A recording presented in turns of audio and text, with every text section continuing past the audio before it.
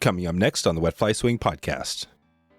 And pillow water is where the channel kind of comes up onto a pillow where, say, just for argument's sake, say you're coming out of, 8 feet of water that comes up on a shelf that's, maybe somewhere between 3.5 and 6 foot depth. The fish come up on that pillow to rest, to kind of chill. That's the water where the swung fly has its day in court. That was George Cook describing the perfect swing water for kings. The Kanektok title tips and 40 plus years of swinging knowledge today on The Swing. Welcome to the Wet Fly Swing Fly Fishing Show, where you discover tips, tricks, and tools from the leading names in fly fishing today. Hey, how you doing today? Thanks for stopping by the show. One quick and easy way to support this podcast is by clicking through our sponsors' websites. If you get a chance, we've got a bunch of great sponsors, some local, small companies that are out there trying to do great stuff. You can click through any of those links that I mentioned here on this podcast and support us by clicking through and checking out what they have to offer at their website. Today's episode is sponsored by Mavrk Fly Fishing. They make the lightest Euro nymphing reel in the world, which makes your rod more sensitive, casting more accurate, and you can hold your dead drifts longer without shoulder burn. Check out Mavrk Fly Fishing Stinger and their other Euro nymph products and support this podcast by heading over to wetflyswing.com/Mavrk right now. That's Mavrk, Mavrk, wetflyswing.com/Mavrk. Check out the lightest and most unique Euro nymphing reel right now. Today's episode is sponsored by Dalton at Country Financial, who thrives on helping families and community members through the power of education and proper insurance coverage. The unexpected will happen, so it's always best to make sure your assets in life are protected. You can check out Dalton right now at wetflyswing.com/country and make sure you are protected today. George Cook is back on the podcast today and takes a deep dive into swinging flies for kings. We get the rundown on some of the history around the Kanektok River and some of the great Alaskan rivers that you've likely heard about if you've been thinking about a trip up north. We find out when you should be planning your trip if you're focusing on rainbows or kings or any of the other species. We dig into that a little bit, talk about how that looks with the DIY experience versus the lodge. And we get into the swing game with single-handed rod. We touch on that a little bit of the history there, the guy who was a big part of revolutionizing single-hand rods for chinook. So here we go. The man who originally brought two-handers into the U.S. and started the Spey revolution. George Cook from State of Spey on Instagram. How's it going today, George? Good, David. Merry Christmas. Yeah, Merry Christmas. This is the cool thing about what we do here. I sometimes, I left some openings towards the Christmas, but you were like, well, I got an opening on the 24th, and I love it because I think it shows you your passion for this, right? Not a lot of people would probably hop on a pre-Christmas deal, and we're two people that would. So what does that tell people about us? Well, it tells us that we're after it, and yeah, in a few hours, I got to go cast these new Sage R8 salt rods with one of my dealers. Oh, wow. Yeah. So you're still working. You take off just Christmas and then you're back to it. Well, I promise to quit at 5 p.m. I promise. There you go. Well, we're starting early in the morning on Christmas Eve, so we're good to go here. We're going to dig in. We've had you on a couple times and we've talked about a lot of different things. Today, we're going to dig into another topic that's, I think a lot of people are interested in. It's one of those bucket list fish and trips is king salmon, right? Chinook up in Alaska. So we're going to talk about that. We're going to maybe talk about some of the brands you work with and things like that. But let's take us back real quick to an update. So the last episode we did was quite a while ago. What have you been up to in the last, I guess it's probably been a year or so, something like that. Well, let's just go with the last month, David. Yeah. Well, I had yet another stellar trip down in the Louisiana marsh. Oh, yeah. Was down out of Venice. Managed to hook 40 redfish in a mere 3 days. Wow. You could probably say I had a horseshoe up my ass. I landed 8 over 40 inches, including the all-time biggest one I've ever landed, which was 41.5 by 26.5. Wow. About a 37-pounder. And it seemed like we were just in big guys virtually daily, and it just things came together, which always worries me about how the next trip will go because it tends to level out. Yeah, right. But then right after that, I was down in the northern Mexican state of Coahuila on an annual bow hunt where I took multiple whitetail bucks, including one real stellar 12-point with a bow. And that brings me to here today with you. Yeah. Wow. So that's it. So basically, God, and I love the hunting because we've done a couple of little hunting episodes over the years, and but it's something I'm interested in digging more into. So, well, we'll do one on North American deer sometime. I'll keep you busy for hours, I promise. Good. So I'm gonna mark that one down because I would love to dig in. Deer hunting is always a struggle for me and lots of people out there. Well, and I just looking back at it now, so it was January of 21. So really, God, it's been almost 2 years since we've talked, which doesn't seem that long. So in 2 years, so when you look back over, I mean, obviously we had the COVID thing going there, but did that didn't slow you down too much, right? You're able to kind of get out and you're back to your normal traveling now, or have you cut that down now still? No, our travel really since, to be honest, and I probably said something about this back when, I'd tell you since April of 2020, we actually are traveling at a higher rate than we ever have been. Oh, wow. And, whether that's on the fly fishing side of the docket or the hunting side, because I think you remember, David, we rep Crispy Boots, we rep Stone Glacier out of Bozeman, Montana. So we've got a fair amount of fall goods in that theater. Yep. And, we're traveling as much or more. I just walk you out and show you my mileage and probably tell the story. But that's right. Who's your mileage? What flight, what airline do you have? Who do you use? Well, if that's on Alaska, I mean, I'll show you my mileage on my car. Oh, on your car. Right. Yeah, totally. But no, we're very much fully engaged with the dealer network, the show scene. I've got a few sports shows on the docket the next 60 days. Wild Sheep in Reno, the vaunted Portland show, Portland Northwest Sportsmen's Expo down in Portland, which, believe it or not, is the second biggest sports show in the United States. Wow. The only one bigger is Harrisburg, PA. There you go, on the other side of the country. I always wondered about that because Portland seems like a good show, but there's a lot of these shows all around the country. That's amazing. So the second biggest. Wow. Yeah, it's ungodly busy all 5 days. Yeah.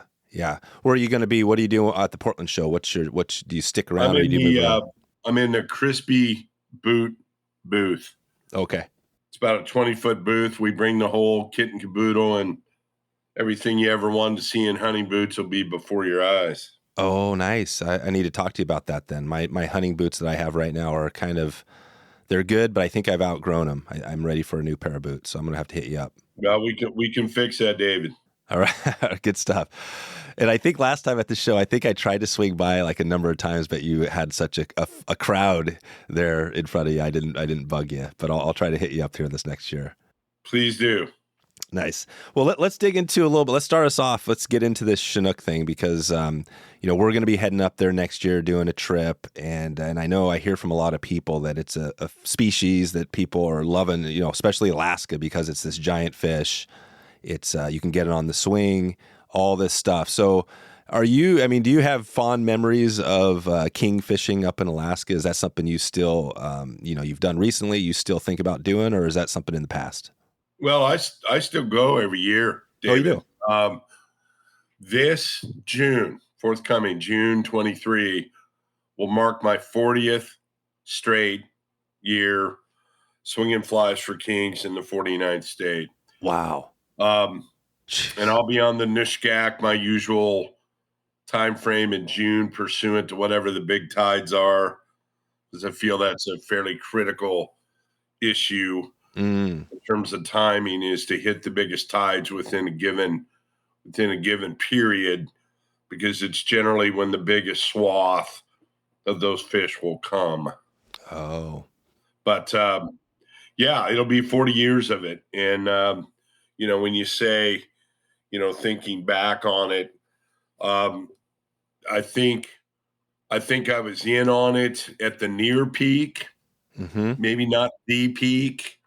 I might have been a little late on the peak. I think I was in on the peak on one river system, maybe two, and probably a little on the backside of a couple others. Yeah. But, unfortunately, in this time frame, the chinook scene, Kingy, as I affectionately refer to him, has peaked in the state of Alaska. Right.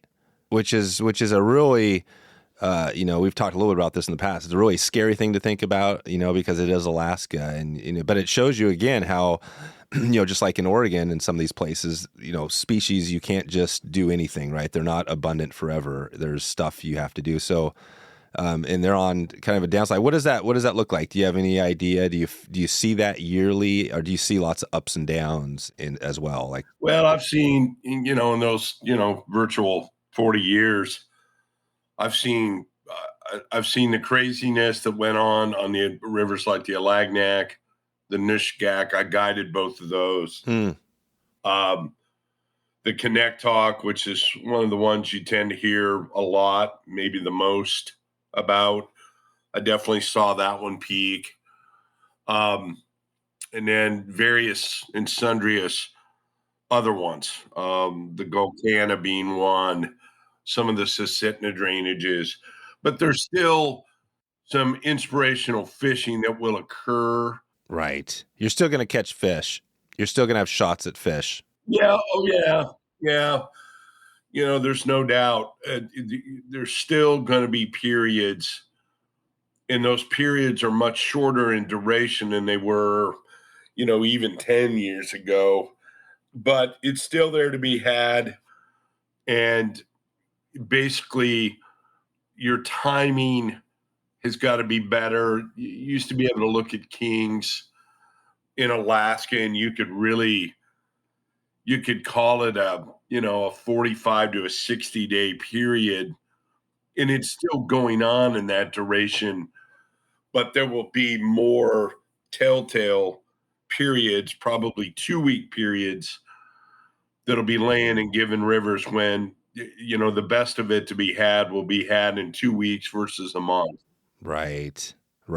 So if you're looking at, say, you're thinking hitting it sometime in that late June, early July period, right? There's that window in there. So you're saying within that window, if you can time it, instead of just saying, we're going to go on July 5th for 10 days, you might say, well, let's keep it open and we'll go on, like you said, a big tide. Like, what are some of the factors that might influence your timing within that 60-day window? Well, historic run data is pretty, you can get on ADF&G, Alaska Department of Fish and Game. You can go to, king counts by river, and most of the river systems will have counts, and those counts will go back multiple years, and you can easily go look at this stuff. And then if you want to nerd out a little further, you can look at those counts and then go have yourself a look-see-poo at a tide book for that district and start to really see some things occurring. And that would be more on the coast, particularly in Bristol Bay, in the Bering Sea side, so far western Alaska. It would really show itself in there, those correlations. And to some degree, an upper Cook Inlet, Kenai, Alaska Peninsula would saddle up with what's going on in Bristol Bay in terms of those factors. But, last year was a really good year for numbers. Two of us, Josh Lynn from Greater Portland and I, did 8 days on the Nushagak, and I think we hooked 105. Oh, wow.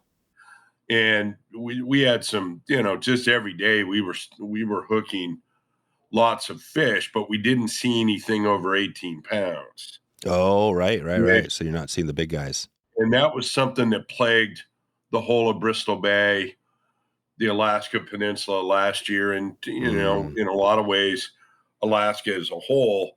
I mean, nevertheless, there were some big fish from various drainages.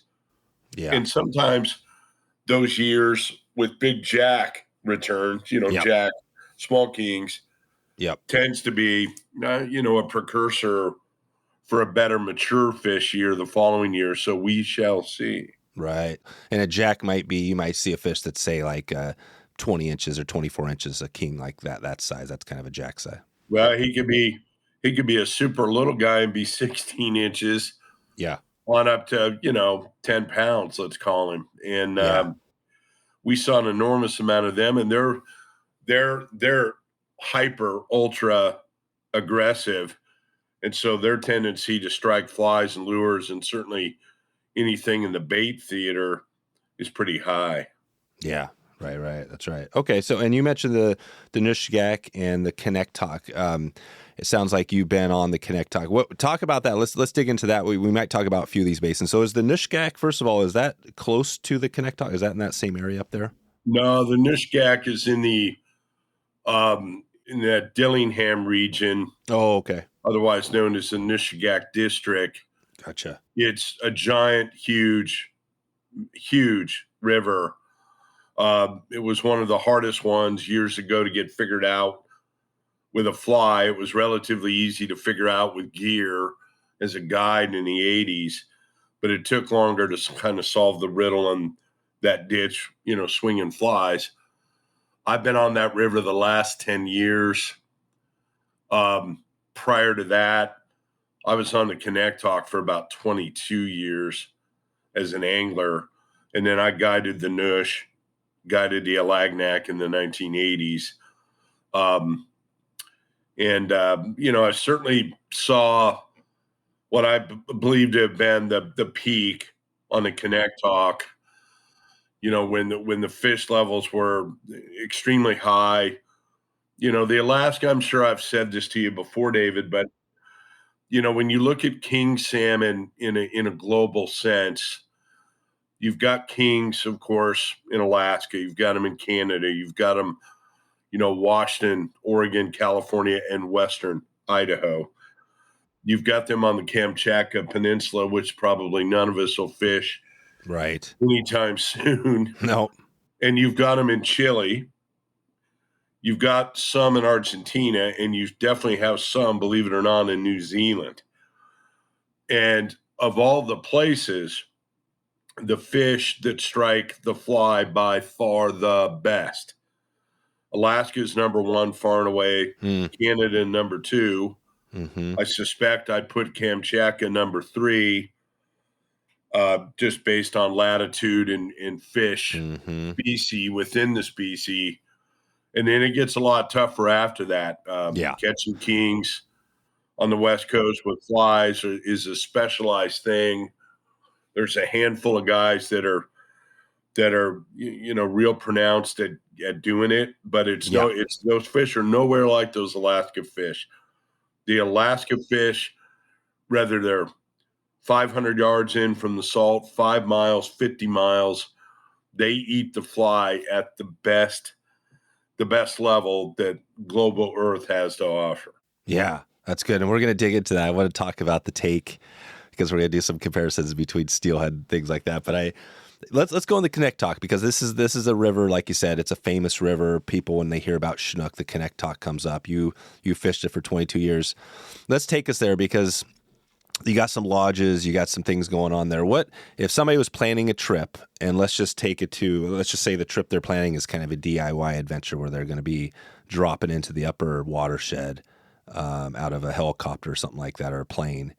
And then they're going to be floating the Kanektok down towards, like, into the lodge water. So talk about that. Well, first of all, have you ever done that or thought about or heard much of those people doing that?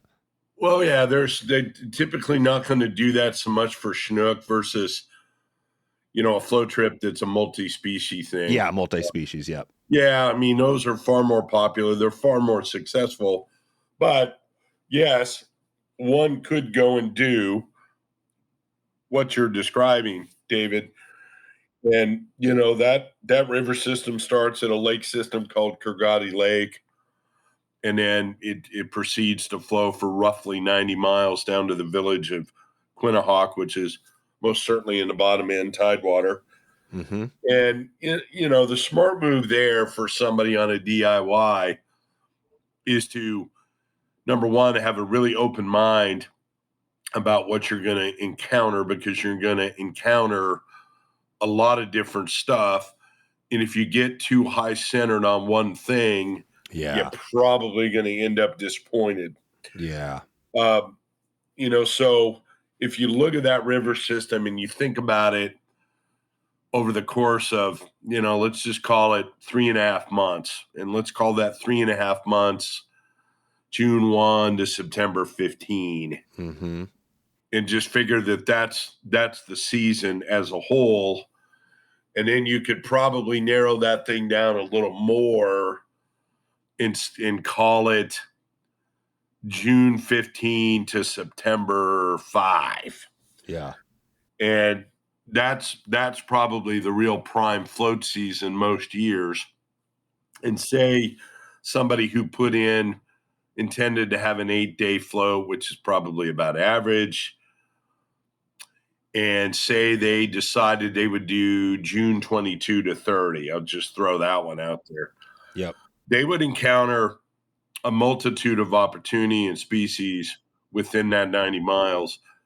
It would start with grayling, rainbows in pretty robust numbers, approximately the first, 50% of the float. Rainbow fishing would be anywhere from pretty good to really good. Mm-hmm. Those fish should range from 16 to 26 inches with an outside shot of something in that 26 to 30 inch range. Mm-hmm. They would catch them on mice. They would catch them on streamers. They would catch them on flesh. They could swing for them. They could mouse. They could do all sorts of stuff. And the smart angler would approach it that way. As they got down to the lower 30 miles, really maybe the lower 22 miles, they would start to run into chinook. Mm-hmm. They very well would see some higher, but they would for sure start seeing them at about 22 miles from the mouth. Okay. And they would start seeing them. And they'd see them roll, or they might row over one, or see one, hell, they might even hook one swinging a rainbow streamer. And as they got below the refuge, which is about the 13-mile mark, then they would start to see some runs that would really look and feel, steelhead chinook looking runs. Mm-hmm. And the opportunity to swing flies would start to come really to the front of the class. And that would continue down to Quinahawk. And, at some juncture in that lower 13 miles, they would start to run into guides and camps. Yep. And of course, they'd be camping on sandbars and would get extended evening shots, first thing in the morning shots, and would have some pretty good expectations of catching chinook on the fly that particular period of time. That overall would have provided them with a heck of a mixed bag trip. Yep. If you think about those dates and you say, okay, June 22nd to 30, then you go July 1 to 8, July 8 to 15, then, the chinook thing is still present, but chum salmon start to show up in pretty big numbers to go along with increasing levels of Dolly Varden. And of course, those resonant rainbows that were there all the time. Yeah. So that's cool. That's kind of a 3-week look at how that ball game would go if you were DIY floating. If you wished to get focused on swinging for kings, you would look into the guided camps there led by Alaska West, Dan Herrick's Daniki camp, known as Alaska West. the Dave Duncan and Sons, Brad and Clint Duncan. And then there's Real Adventures that's down in the bottom. Some boys from the east that have set up a fairly successful camp in the lower river. I fished at Alaska West all those years and a few times with good old Brad Duncan at the lower Duncan camp. Those guys also have a camp at Fox Bar, approximately 22 miles into upriver into the refuge. Oh, wow. And they have consequently some of the best rainbow dolly fishing to be found in the state of Alaska. So you got some choices, be it, for Swinging for Kings, real focused rainbow trout stuff on that river through the guided route. Yeah, that's awesome. No, that's a great summary of that, because that's exactly what I wanted to think about was mileage. So we're looking at essentially get down the 13-mile range. In there, you're really starting to get into the Kings, and there's some camping. But, while you're in there, so that was one of the questions. You have these lodges, but as you're going, let's say you plan a 10-day trip, and you plan 3 days for that lower, say, 13 miles, because you really want to get some Kings. So you could camp. It sounds like you can camp. Maybe there's lodges you don't want to camp, obviously, right next to them, but you could camp in that 13-mile range kind of wherever you wanted to on any bar.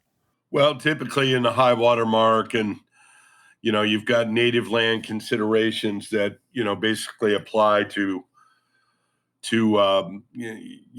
certain land holdings, tundra, but generally high water mark sandbars are fair game in a general sense throughout most of Alaska. Not everywhere. There's some that you've got some more stern land ownership holdings, blah, blah, blah. But we won't get into that because we'll get drugged off in the weeds.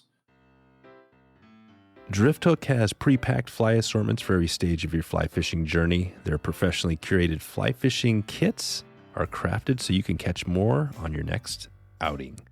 Each kit is organized by species and includes instructional videos and easy-to-follow guides.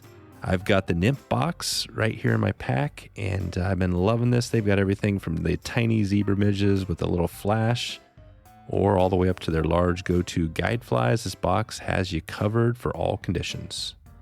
And were you thinking Euro nymphs? They got that covered as well. Beautiful Euro nymph flies, all the key flies you need to get going, whether you're a brand new to it or a veteran. Drifthook has the flies for you. Along with their nymph boxes, they have dry flies, streamers, and all the education to go along with all these as well. These are fly shop quality flies, hand-tied and inspected before being carefully packed neatly into these boxes. And Matt personally packs and prepares these boxes like he was tucking the kids in for bed at night. Cozy, comfortable, and just the right amount of love.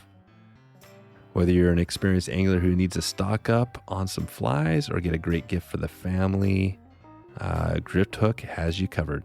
Check them out right now. That's Drifthook, wetflyswing.com/Drifthook, and use swing at checkout to get 15% off your next order.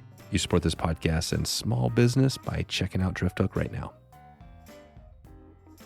So, and basically, yeah, you could go down there on this trip and you could just, I guess you don't want to overlap too much with the lodges, right? You want to kind of find, but is that an issue if, say, you really want to spend a few days down that lower section? No, you'd find your spots where you could tuck in. Yeah, you would. And set up camp and fish a given bar. And, those fish are always moving. So, they, chinook like any salmon as well as steelhead, these fish are moving through. So, fish that were there at 8 a.m, at noon or maybe 4 to 7 miles further up.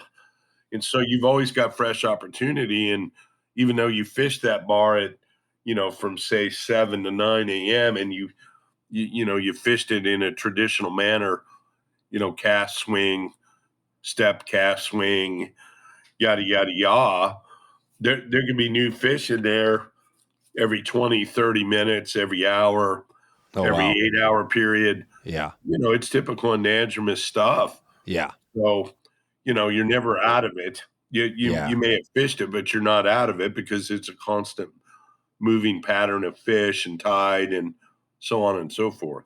Yeah, that's great. No, so That definitely sheds some light on it. And is it typically that, the lower you go down in the system, the Kanektok or any of these other ones closer to the ocean, the more fish, the more chance, the more hot these fish are going to be?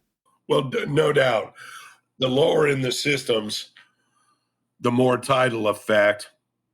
And tidal effect in it depends on a given river. I mean, the Nushagak has got tidal effect that goes for 20 plus miles of tidal effect, and monster tides, with a giant one being maybe 20. You could get a 22, a 24, 25-foot tide, which, is pretty big.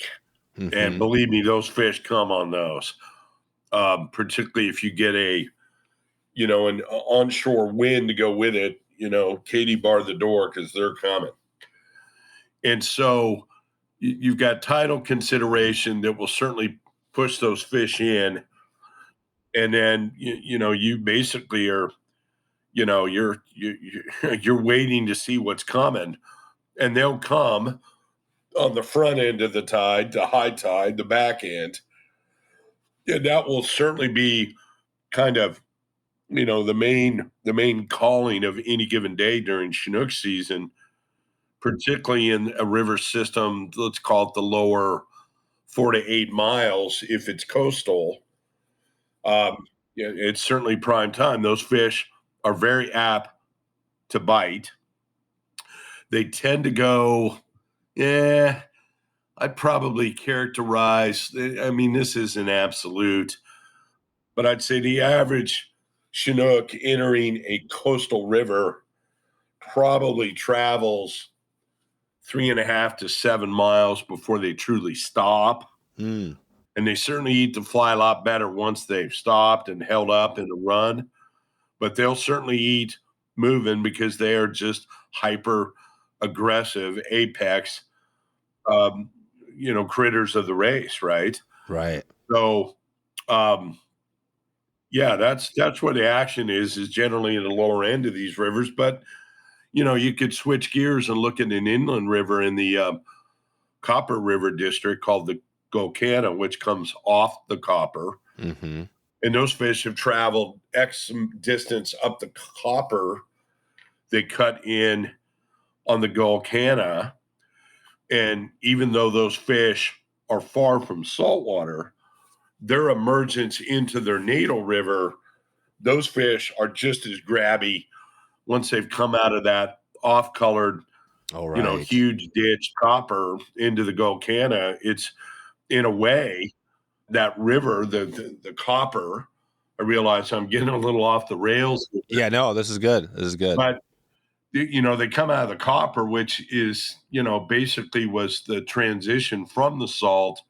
They come into that clear water of the Golcana, and those fish are really bitey. You see the same phenomena off the Susitna in northern Cook Inlet, which has got a host of rivers that are clear flowing rivers into the glacial Susitna, and you've got a host of rivers. And once those fish come out of that mud and that silt, and they come into those clear flowing streams, those fish are ultra grabby. Yeah. Ultra that's cool. grabby. It makes sense. Because they're essentially these species, they've evolved to these systems. So it'd be like a fish that is coming right off the ocean and it's turning quick, probably, versus a fish that has to go 100 miles, 1,000 miles inland. They're going to hold up till they start turning because they have to be. Well, they're turning once their clock is started. Because generally, you take that Kanektok, you take the Alagnak. Yep.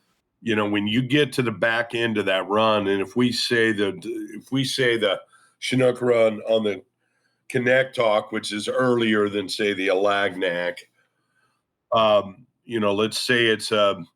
let's just say it's a June 1 to July 20 sort of 50-day deal. You get to that last 20 days.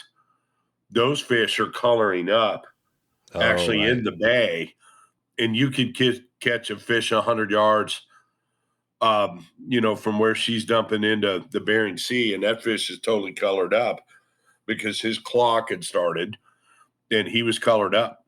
he was colored up because he was on the clock. Yeah, they're rolling. Well, and He if was you on look the at it, clock. yeah, he's on the clock. If you look at the Kanektok on this one, and like you said, you did that. We talked rainbow, chinook. If you were going to plan, you wanted to get fish mousing. Your top priorities are mousing, rainbows, and really hitting the chinook good. And then if you get the grayling, all the other stuff is like bonuses. But if those are your two, what would be that window? Again, you got the tides and stuff, but you had to pick right now just to plan your flights and stuff. When would that be? Well, I would look at June 15 to July 8th. Yeah. Would be the period. And depending on snowpack, which is, right. That's, runoff in anywhere, anytime is always the great equalizer, right? Yeah, it could be high. It could be high on June 15th. Well, it could be high. It could be, there's years up there where it could be really high. It could be ungodly high, June 20. It could be shockingly low, June 20. I've seen all variations, and you just, sometimes it pays not to get too high centered on dates and try to stay a little flexible and try to stay a little pay attention. And that's why, it's never an easy task to go play that Chinook rainbow combo time. Oh, right. Because runoff could be the great equalizer. And hence that's why you see the vast, vast majority of people that float river systems in the state of Alaska, particularly in Western Alaska. They do most of their floating in that June 25 to August 25 period. There's a reason for that. And that reason is stable, reliable river conditions, river levels. Obviously you're taking 8, probably 10 days total out of your life to go do a bucket list trip. Frankly, David, what I would tell the listeners, I would look at Chinook as more of a guided thing, and I would look at both species as a DIY or guided thing. That's what I was just thinking. That that's today's tip. Yeah, that's the tip. That's a good one because Chinook is, and probably people thinking is like, you know what? At the end of the day, if you do this trip and you go down there and you pound and just have an amazing trip for rainbows or whatever, and you don't even hit Chinook, right? You even miss it maybe. At the end of the day, doing a 10-day float in Alaska, that's the trip, right? That's the trip. And of course, there's always another year, right? And that's the way I would look at that. But I hear you. So if you want to do Chinook right, probably call Daniki, call those guys and be like, all right, do that thing. And that might be the more obvious thing if you really want to get Chinook. Yeah, that's what I would tell you. And if you want to be in the bucket and not kind of, trying to explore the edges, that's what I would tell you. But you asked me a question, I don't know, 2-3 weeks ago, David. You asked me who the original outfitters were. That's right. And, Dave Duncan Sr. was he was the first one on the Kanektok. And he's got a wagon full of sons, all of which they're kind of my age. We kind of all grew up, about the same time. Brad Duncan, Clint Duncan, those two boys, multiple other brothers, some of their sons, those guys. And they originally called the river the Chosen. They didn't even call it its proper name. Oh, wow. And Dave Duncan had done that in a well-founded attempt to just kind of keep this thing under the radar, which I would tell you in the 1980s, he managed to do, and for a pretty good chunk of the 90s. The other original outfitter on there was a guy by the name of John Gary, and John Gary started Alaska West. He had a camp manager by the name of David Mueller, who kind of ran the camp. And David is a longtime friend of mine and kind of a modern day Daniel Boone, if you will, both fishing and hunting. One of the more fascinating individuals I've ever been around, particularly in the hunting theater. And so those two camps were the vanguards of the Kanektok. And, the Duncans, of course, are still operating at a very high level with two base camps, one below the refuge, one in the refuge. They still actively do guided float trips, which are an excellent option and kind of play a middle ground in terms of cost between DIY and full guided camp. And then, Alaska West has got the lower end camp is kind of the camp of the Spey rod enthusiast. And so those are your OGs. And John Gary sold Alaska West to Dale DePriest, who was the founder of Mission Lodge, who I guided for their initial year in 1985. And I believe it was in 2010, Dale sold Alaska West to Andrew Bennett, who founded Diniki, which, right. For a lot of people who know that name, and certainly for those who don't, Diniki had operations in Alaska, on South Andros Island, still there today, a little bit of activity in Chile, and even BC West on the Lower Dean. Oh, wow. And then, I forget what year it was. Maybe, golly, I'm not remember what year, but I want to say 2014. Dan Herrig and Jerry Schultz took over the Diniki holdings in all the places, and Dan Herrig currently runs the Diniki holdings both in the Bahamas and in Alaska, namely Alaska West. And so there's your history. That's it. And the Duncan, so Dave Duncan in that crew. So what year do you have any idea when they first kind of opened that operation? I'm not positive when Dave Sr. started operations there. I want to say, Brett, if Brad or Clint hear this, they would know. We can straighten it out. But I want to say somewhere in that 1978 to 82 period. Late 70s. Yeah. And that was also kind of when things got rolling on the Alagnac. I guided the Alagnac for 3 years as well. Yeah. And I believe that 1978, 80 was kind of when this stuff kind of got kicked off. There's various other float operators on the Kanektok. Bus Bergman from Florida was one of the early pioneers, and a very unique individual that ran float trips in the summer, was a full-time tarpon guide in Florida, in the Florida season. Probably one of the more unique individuals with a unique platform around today. There's actually a couple guys on the Kenai that follow suit with that nowadays. Josh Hayes of Alaska Trout Guides is one of the true messiahs of the Kenai, who also guides tarpon in Florida. No, nice. So there's some modern day addition in that, and Josh Hayes.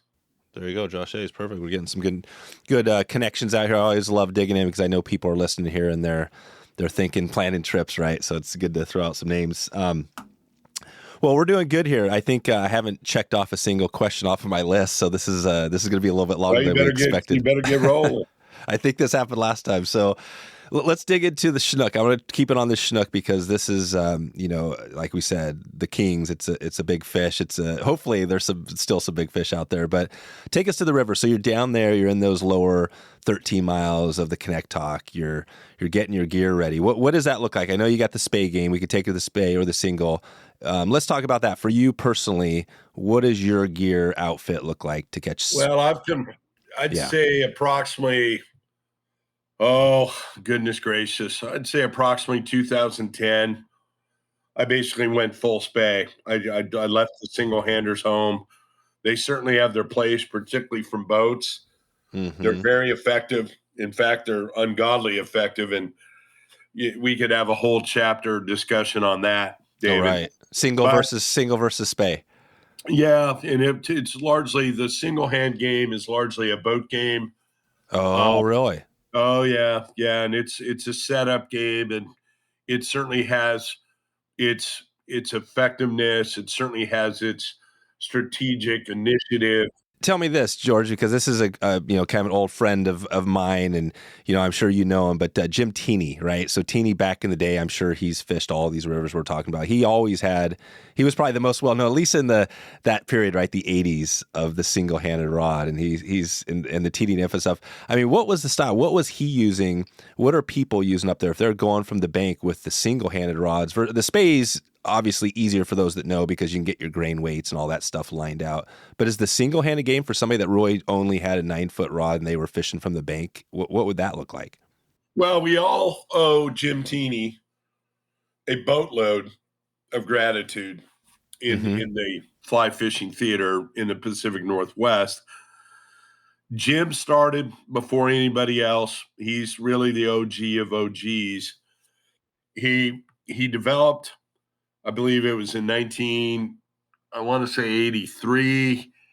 he brought out what was called the Teeny Nymph line, which was a series of sink tips led by the vaunted Teeny 300, which is still employed to this day. Rio has got various sink tips that fall into that theater. But Jim put that stuff on the map. And with that 300 grain sink tip, steelhead fishing, chinook fishing went from something that, we certainly were doing. We were having, some success. The 300 grain Teeny Nymph line, which was essentially a 24-foot sink tip that weighed 300 grains, that thing on an 8, a 9, a 10 weight rod, single hander, 9.5, 10 footer, that thing revolutionized anadromous fishing in North America. It did so in sweeping fashion, and nowhere was that seen in a greater demonstration than Western Alaska for Chinook. Right. And whether it was a guy on his feet waiting, kind of in a traditional manner, somebody setting up shop out of a boat where they could really, really dissect the run. Jim led the way with that line. Yep. And that line, initially, I was selling that line when I worked at Kaufman's, and there was a 300 grain, a 200 grain. Then he would expand it to a 400 and a 500, and those 400 and 500 grain versions, which would later be available from Rio in a density compensated form, which was even better. Those 400 and 500 grain critters that, you effectively would run off a 9, a 10, even 11 or a 12 weight. Those lines really got us down in the living room with Okiki in such a way that, our angling success, our prowess went up leaps and bounds, David. So that's, hats off to Jim.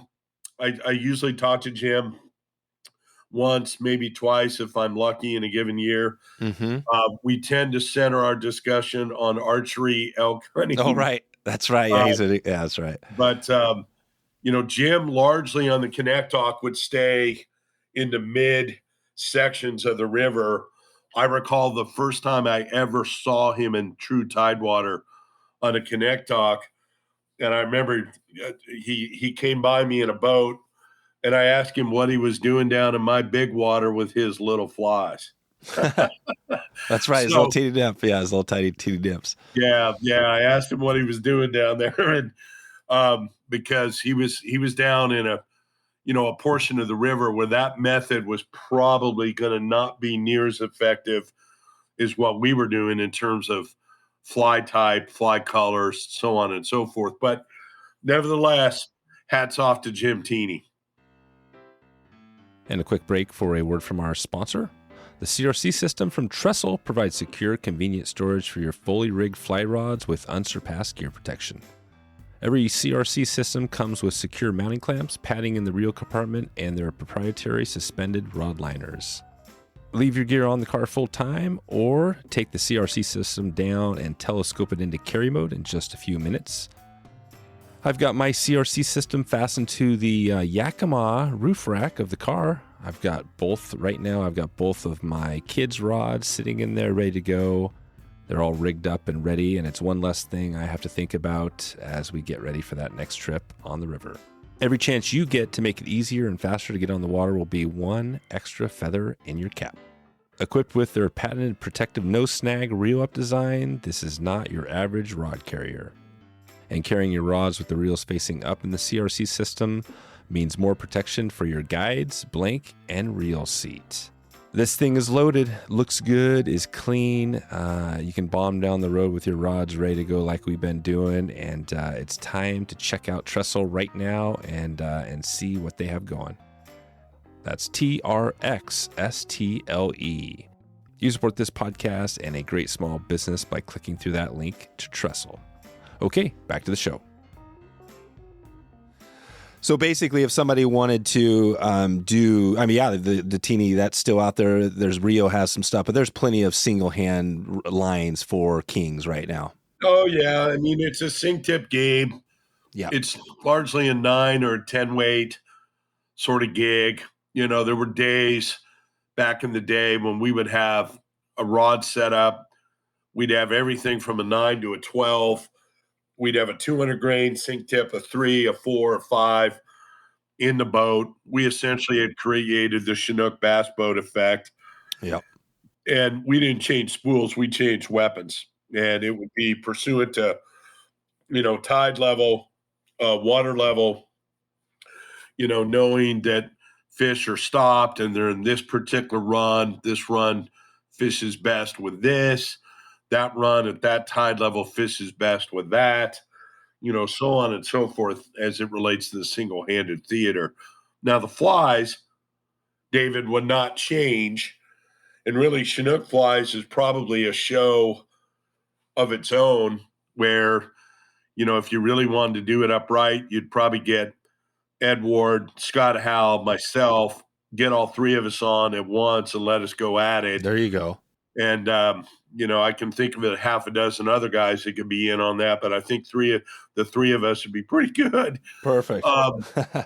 But the colors didn't change regardless of whether you're swinging a single hand or a Spey rod. And in Tidewater, as the gear guys like to say, if it ain't chartreuse, it ain't no use. Oh, wow. And there's a lot of truth to that in Tidewater. Shades of chartreuse and white, chartreuse and Kelly green, which is one of my favorites, chartreuse blue, chartreuse black. Those are extremely good color sequences in Tidewater. And the other one that's really good is purple. And it could be straight purple. It could be purple black, purple blue. Black blue is another one. Purple's got a distinctive reason why it's so good on Chinooks, why it's so good with steelhead. It kind of harkens back to those fish in saltwater chomping on squid, blowing up squid blow up purple ink. Right. Purple becomes imprinted. That stays imprinted. Gotcha. So when you look at the fly selection, let's take it lower river, kind of towards closer to the tide versus, say, upper river on the upper extent, maybe at mile 20 plus, whatever. Is the color, are they changing, or are you using that chartreuse fly everywhere in the Kanektok? No, I kind of, as fish work, as Chinook work upriver, they're sight cones, and I'm certainly no scientist and even further away from a biologist, but I can tell you there's been studies that have shown and proven that a Chinook salmon, and probably anadromous fish in general, but certainly Chinooks, their eyesight, their cones, what they're able to see, what they can focus on, changes as they advance in days and miles in any given system. And so river systems have fly favorites. In lower river systems, chartreuse is absolutely positively going to be king of kings. Mm-hmm. Given river systems will favor other things. For instance, in Nushagak is a chartreuse, Kelly green, a orange red, a pink white, a pink orange sort of plays. Mm-hmm. Purple, black, blue, not so much. You get on the Sandy on the Alaskan Peninsula, which is really a guided only gig. Otherwise, the bears will eat you. That one's a chartreuse, but also very much a black blue.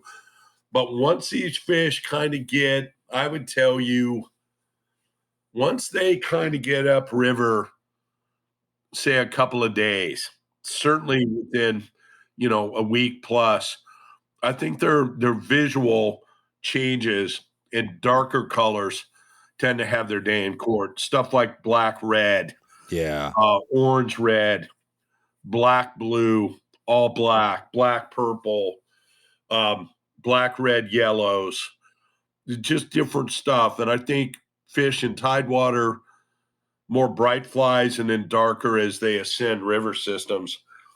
And in some river systems just certainly seem to have favoritism to certain things. The Golcana is a good one for pink orange, black blue, black purple, chartreuse black. The Alagnac, pure orange, pure pink, pink white, chartreuse blue, the Kanektok, the Sandy. A guy needs to have kind of an arsenal of flies, but that arsenal should probably begin with chartreuse and then kind of work towards darker hues. Gotcha. And flash of those flies is always good. You can talk to Ed Ward, you can talk to Scott Howell, myself, Mike McCune, any of the old timers that were guiding in the 80s and 90s, Deck Hogan. And we'd all tell you that a lot of what we employed fly fishing, we sorted out, took straight out of the gear fishing game. Right. I learned more about chinook fishing with gear that set the table for me as a fly angler, both as a guide and as an angler. Yeah. And so we pay attention to what color those plugs are. What is that a chartreuse with silver? Is that a blue with silver? We paid a lot of attention to that, and there was a reason, because that stuff was absolutely unequivocally proven. And so those color hues went into fly designs that are still prominent today. Yeah, that's perfect. And what are some, you could tie on, probably make up any fly with those colors, but are there a couple of fly patterns that we could search up on Google now? Yeah, Bjorn Beach's super prawn is certainly a long-standing king fly, and that the length of that fly varies from 3.5 to 6 inches. Yep. The various and sundrious intruders and intruder forms. Yeah. Yep. Tube flies, all that stuff, falls into that. And the average chinook fly, I would tell you, is 3 to 4.5 inches in length, and is certainly going to have a lot of swim to it. Those are, the hallmarks of those flies. Yeah. Are they also going to have a little bit of weight on the fly, or are you using more of the sinking lines for your weight? There's no such thing as too deep. Yeah. So you can get, you're on the bottom. You want this fly literally kind of on the down. The fish are on the bottom. Well, you're never on the bottom, David. The big misnomer, and this, I probably ought to talk about this for the remainder of our chat today, is methodology. Yeah. You're never as deep with these sink tips as you think you are. There's no substitute for how a conventional gear plug or a pencil lead spin and glow sets up in terms of the depth that those lures and baits acquire. They are the most effective thing, unequivocally, because they will be in the heart of the zone. The swung fly really becomes a game of assessing water depth and likely holding places. In places where guys gear fish, generally speaking, will be a harder nut to crack with a swung fly, because something like T14 or T17, those materials, David, sink at 9 to 10 inches a second. And that sounds all well and good in terms of depth, except once that swung fly is engaged and actually is in the format of swinging, I assure you that 9 to 10 inches that might have gotten you to, off a mend or a secondary mend within the course of the setup that might have gotten you to 6 to 9 feet is not prowling 6 to 9 feet within the context of the swing. So, what Ed Ward, Scott Howe, myself would all tell you is that instead of trying to fish the gear water, is to go figure out the water where these fish will slide into, will hold, that we've got a reasonable chance of showing them the fly within the swing. And, rivers like, all Chinook rivers have got what I call pillow water. And pillow water is where the channel kind of comes up onto a pillow where, say, just for argument's sake, say you're coming out of, 8 feet of water that comes up on a shelf that's, maybe somewhere between 3.5 and 6 foot depth. The fish come up on that pillow to rest, to kind of chill. That's the water where the swung fly has its day in court.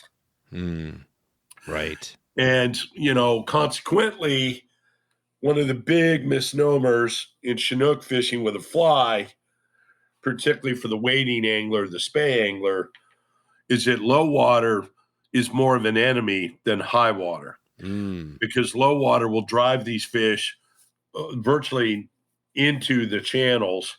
The channels will be the hardest places to engage them with a swung fly. Higher water will produce more pillows and more resting spots, and high water typically is better. Now, but as in anything with anadromous fish, we prefer it not being too low and sure as hell not too high. Yeah, right. But there is kind of a range in there when that water in the month of June is on the high end and is going to gradually drop out. And those are when the conditions are generally the best and the most magical days, a guy will ever have are likely to be in that scenario. Right. Gotcha. So when you're looking at the run, so you're not fishing the deep, super deep tanks where gear fishermen are. You're finding those pillow. I could be I could be casting into that based on just general distance and engagement. But where I expect a fish to take is more on that inside, or what I've referred to, and this is a name I came up with, I don't know, 10, 12 years ago. I call it the pillow water. And it's that water that's that softer, shallower stuff that's kind of off the deep and tends to be, you see it a lot on corners. And it's a natural spot for Chinook to kind of duck into. Right. And they might duck in there for 30 seconds, 30 minutes, 3 hours. And they basically kick it and they stop. And when they stop, they're susceptible to a swung fly at a much higher level. And if they're in water depth where we can realistically get that fly in a visual, now we're talking. Now, I realize I'm bouncing y'all over, but it's great. You called, sir. The boat thing with single handers became ungodly effective because you could effectively get the boat anchored basically on that transition water, between pillow and channel, or deeper runs, deeper slots.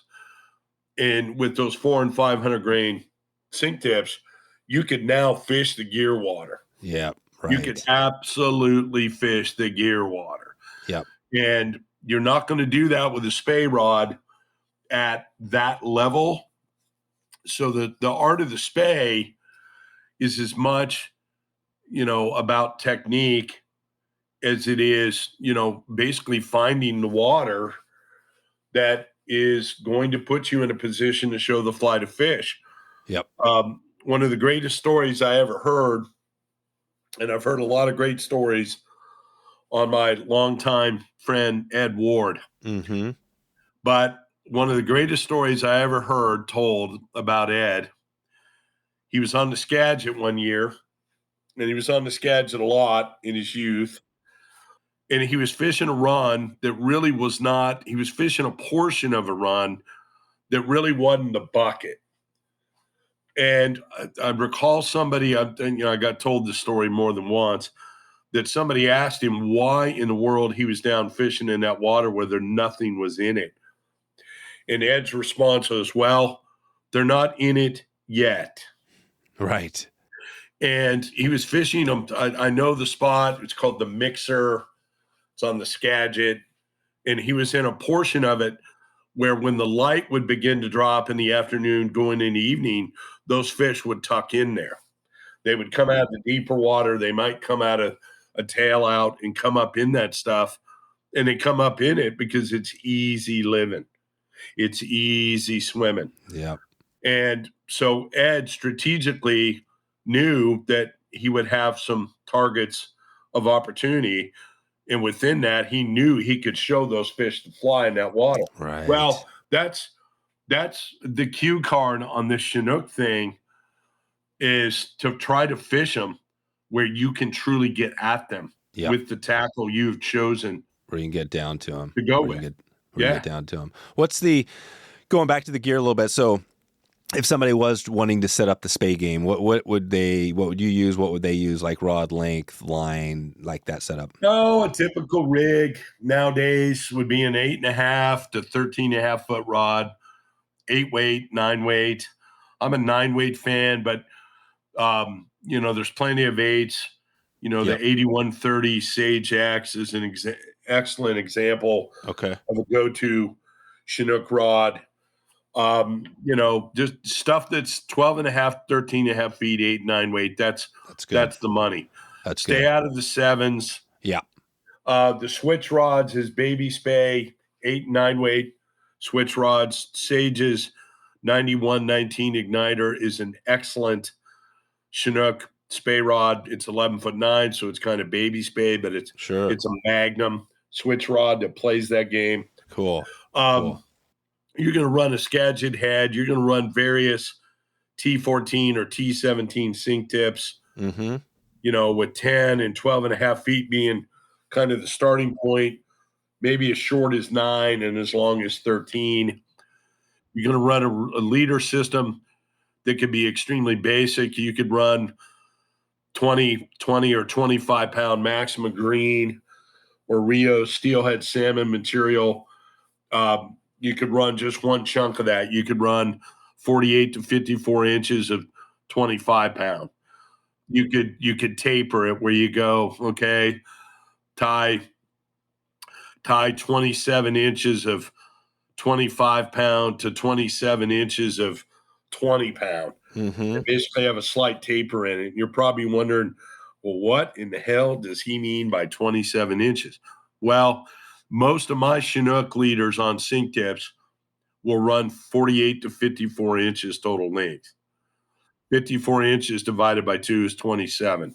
Oh, gotcha. So if you're tapering it, that's where I'm pulling those numbers from versus some Christmas Eve out of my ass number. Yeah. You're being scientific about it. I like that.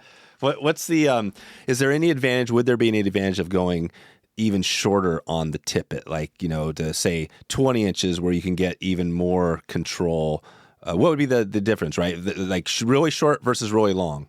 Well, really long would be north of 6 feet. So 48 to 54 is relatively short.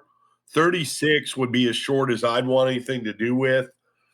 I kind of work on the premise that most of my Chinook flies are weighted, be an intruder, super prawn sort of format with lead barbell eyes. Oh, right. So they are weighted. Yeah. Yeah, they're weighted. And I want some level of mono because I still want a stealth approach with these critters. I'm not a big fluorocarbon fan on these fish. I'm just not. But if you do go fluorocarbon, go even bigger than, I'd be running 25 or 30 pound fluorocarbon if I'm running fluorocarbon for Chinook, which you won't see me do. I'm not, I've got my reasons for what I'm fishing, and I've seen some stuff with certain materials that tend to just hold up in a durability sense, a wind knot sense, that just lend huge credence to the use of those. Yeah. Gotcha. Okay, perfect. So that gives us the rod, the Skagit, pretty standard stuff there, and weights of the sink tip, and then presentation wise, David, which is probably a good place to wrap this up. Yeah. Unless you want to spend your whole Christmas Eve listening to my dumb ass. No. Oh, I would. Actually, I would. But I think what we're going to do with this, like the last one, George, is we're going to get you back on to follow up, because there's a lot of things we're leaving. So let's wrap it up here, and then we'll follow up with you on another one later on. But method-wise, I'm a big advocate so that, you're on your feet, you're facing the river, straight across from you is 90 degrees. Slightly below 90 is 80, slightly below 80 is 70. Yada, yada, yada, yada. Yep. Most of my cast will land between 70 and 80 degrees. Okay. So they're below straight across from me. They're on the downriver side of straight across. I will throw a large mend behind that. I'll try to throw that mend all the way to the back of that Skagit head. Sometimes I'll have a secondary mend to attempt to get a straight edge, because as Ed Ward famously said years ago, the straight cast fish is best. And, once in a blue moon, you'll have a fish eat when that thing has, I've had them eat it on the mend. You don't tend to land them very often, mind you. They tend to eat once the fly's engaged. And there tends to be, I would say, that distance between 60 and 50 degrees, maybe even call it 65 and 50, is where most of your eats come from. Occasionally you may get one, if you made an 80-degree cast, you might pull one at 70 degrees. Yeah. I realize we need a chart to really kind of put this in front of the viewers. But, I'm seeing it. This is good. But, you don't want to over mend. There's some people never mend more than twice, because you're screwing with your engagement range and your engagement coverage. Yeah. With steelhead, I was on the Clearwater. Again, I'm getting off the rails. Yeah. But I was on the Clearwater in October, and there were some runs where I would simply make a 70-degree cast. I wouldn't even mend, because I wanted the fly engaged. But generally, you're mending to accomplish two things: acquired depth and straight line swing, where that fly is swinging on a straight line, and that straight line is neither straight across from you nor straight below you, but rather it's straight as it swings from, let's call it 75 degrees to 45 degrees. It's straight because straight is producing a broadside profile of the fly, and that is critical. Broadside. There you go. That's a cool tip. Broadside profile. That is a nice tip there. So what is the eat, just for like, if you haven't felt it, how is it different than a steelhead eat? Like when you got to let them, like a steelhead, you better let them chew the gum. Yeah. Better let them chew the gum. And typically what transpires with a chinook, and you learn this from the gear game. Again, the gear game, for most of us, relatively old-time chinook guys, the Ed Wards, the Scott Howells, we all learned this gear fishing, is that chinook will pick stuff up, they'll pick it up, they'll drop it, they'll pick it up, they'll drop it, they'll pick it up, hold it, turn. And if you think about that and you try to process that, you learn that as a gear fisherman. You would learn it with fish, with chinook that grabbed a plug, grabbed it, dropped it, grabbed it, dropped it again, grabbed it a third time, turned, and that turn represented the actual takedown of the rod. And gear guides will famously put rods in rod holders plug fishing, because they essentially don't want to get in touch, because they want it buried before it's grabbed. Now, if you look at that and you go, well, how does that translate to a swung fly? Well, it translates perfectly, because what that fish is doing, he's grabbing that fly, and sometimes they grab it the first time and they turn and they basically bury your rod right out of the gate. More often than not, there's a grab drop, a grab hold, and turn. And that turn is when your swung fly coming off your 13-foot Spey rod, that Spey rod is being violently grabbed in a finned critter's attempt to take it away from you. And that is when you strike, and you don't strike a moment before that, because what those fish are doing is they grab the fly, they drop it, they grab it again, they drop it, they grab it a third time, and this time they turn. And when they turn, that's the bury, and that's a bury, whether it's a plug on a gear rod, a spin and glow on a steelhead drift format for chinook, or a swung fly. And so let them chew the gum, wait till they truly eat. And the eat is the grab and turn. And more often than not, it's got a bump take. Sometimes it's an immediate take. Sometimes it's a bump and then a violent takedown.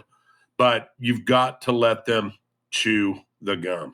Chew the gum. Perfect. Well, and I got a quick 2-minute drill for you here. We're going to wrap it up in 2 quick questions, so we can't go long of these. But so going back to the water, higher water. So you got higher water versus lower water. In higher water, where are you fishing? Are fish coming close to the bank? Are they still in those pillows? What happens if you get... the pillows. They're in the pillows. Yep. And higher water that's in a dropping format is ideal. Okay, ideal, perfect. And then is it the step cast? What's that look like? The cadence, is it kind of like steelhead step cast? It's huck, step. Well, I typically do is I make my cast, and then as I'm stripping into recast, I take my steps. So my strip in to reset myself for the next Spey cast coincides with my step down. And if it's a run that I've got history with, I probably only take one step. If it's a step I'm new to or a slot I'm new to, I might take 2 or 3 because I want to cover it and I want to see if there's a bucket. Every run anybody ever fishes in the anadromous theater, whether it's Sea Run Browns in Terra del Fuego, it's steelhead in British Columbia, it's chinook in Western Alaska, it's summer runs in Western Idaho. Every run's got a bucket. And if you don't know the bucket, you have to discover the bucket.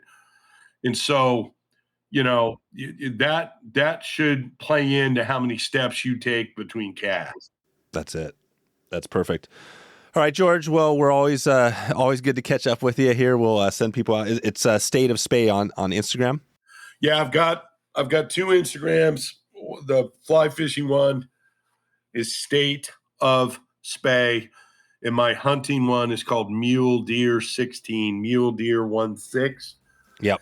And I've got 2 of them. I kind of need 2 of them, and there you are, David. Love it. I'm gonna follow up the next one.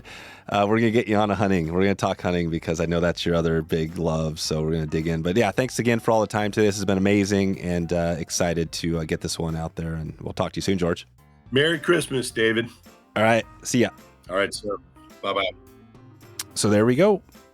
Making that landing into Anchorage Airport right now, dropping in. It's a nice, smooth landing, smooth day, clear skies, blue skies, snow-capped peaks. And we're getting ready to drop in and then hep on, and not hep on. We're getting ready to hop on a commuter flight, and we're going to drop into a remote town in Alaska, and then we're going to take a boat ride and drop into a remote canyon. How does that sound? That's the plan right here. That's part of the thinking. I hope that you have some trips that are similar to that, and I hope this episode helped you if you've been thinking about doing either DIY or just heading up on a road trip, or maybe even doing the lodge trip. Hope this gave you a little bit of some tips to be thinking about as you prepare. Before we roll out of here, I want to give a listener shout out, Bradley Stokes, hailing from South Carolina. Brad has been a listener and supporter of this podcast through the Members Society group This is where we have some great members who have been supporting us along the journey, and they've been helping us plan and put together some of the stuff that we're doing now. It's been a long time coming, so these trips now that we're rolling out this year, big shout out to Brad and everybody who helped us get to this point. And if you want to support this podcast, I mentioned at the start, one way to do it, that is through the Member Society, or you can click through our sponsors' website anytime, check out their products, and if you make a purchase, you're supporting 2 great companies in one easy click. We're launching our big giveaway season next month. Next month, February, we are launching into the Euro school trip. This is a massive trip that we're going to be doing. It's going to be out to an amazing lodge, pretty much the best Euro nymphing guys in the country. People that are winning gold medals. This is the stuff. We got it coming here. So I'm excited to bring this to everybody, and I'm excited to jump in on this trip and see how this one goes. It's our first time going, but I found the success on doing these trips is all about finding the right people around as far as guiding and the lodging, getting the right spot. If you could bring those two together, the people, I know you and everybody else out here in this group is the community is amazing, what we all love. So I know this one's going to come together. I hope you have a chance to check it out. We haven't launched it officially yet, but get ready for that. You'll be seeing an email if you're on our list, and you can check us out there. All right, I'm getting out of here. I gotta get this ready for the next episode here. So I'm gonna head out right now. But if you want to check us out, you can go to wetflyswing.com anytime. And I hope you are having a great afternoon, a great evening, or great morning, wherever you are in the world. And I hope to talk to you very soon. Thanks for listening to the Wet Fly Swing Fly Fishing Show. For notes and links from this episode, visit wetflyswing.com.